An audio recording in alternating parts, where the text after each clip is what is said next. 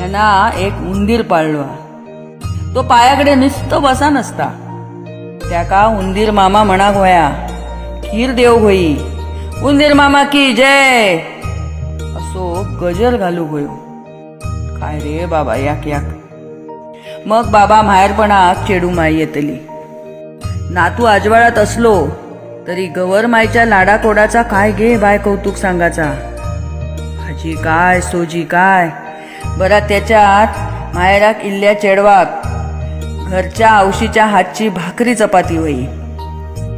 हो नातू तर 5 भाजे आणि सोजी असल्या बिगर जेवणात नाही. नातू आणि त्याची आई अगदी प्रेमान घर बघीत बसतो. मगे काय गंमत हा बघा. नातू हिमालयाच्या शिखरावरचो, पण आठवणीन आजवळच्या नळ्यांच्या घरात येता. गुदस्ता जायपर्यंत काय हसलो नाही. कोरोनामुळे कोण योग नाही ना. ह्याका घर सगळा भरलेला वया, पाहुणे रावणे वये. ते इले नाय म्हणून रुसलो. जायपर्यंत काय हसाक नाही. आजी दुकागाळी होती, बाबू हसलो नाही म्हणाल. आणि नातू विचारी होतो, अगे सगळे रवले खय.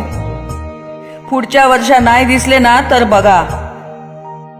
आजी